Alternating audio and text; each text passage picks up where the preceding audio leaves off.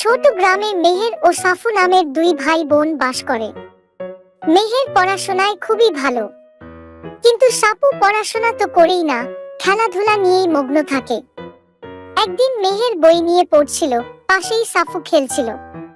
সাফু তখন মেহেরের কাছে এসে বলে, পড়াশোনা অনেক বিরক্তিকর, খেলাধুলা অনেক মজার।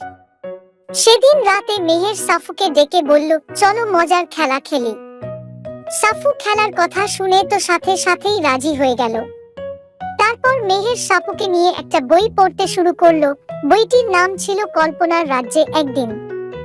বই পড়তে পড়তে তারা দুইজন কল্পনার রাজ্যে হারিয়ে গেল। সুন্দর সুন্দর মজার জিনিস দেখতে দেখতে তারা কল্পনার রাজ্যের শিক্ষক পেঁচাকে দেখতে পেল। পেঁচা কল্পনার রাজ্যে তাদের স্বাগতম জানালো।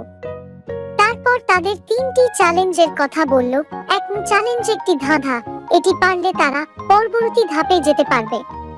পেঁচা তাদের ধাঁধাটি জিজ্ঞেস করলো। ধাঁধাটি হলো, একটি জিনিস যতই কাটো সেটি শুধু বাড়তেই থাকে, বলতো কি হবে?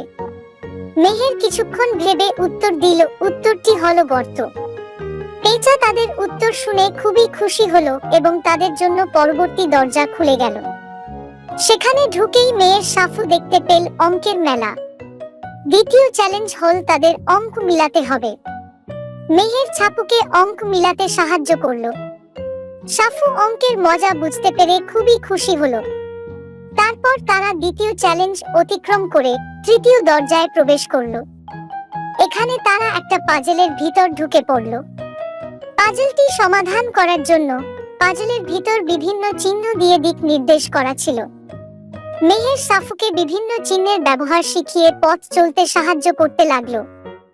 চলতে চলতে সাফু চিহ্নের ব্যবহারে শিখে গেল এবং পাজল থেকে বেরিয়ে আসলো। পাজল সমাধান করার সাথে সাথে তারা কল্পনার জগৎ থেকে বাস্তবের জগতে চলে আসলো।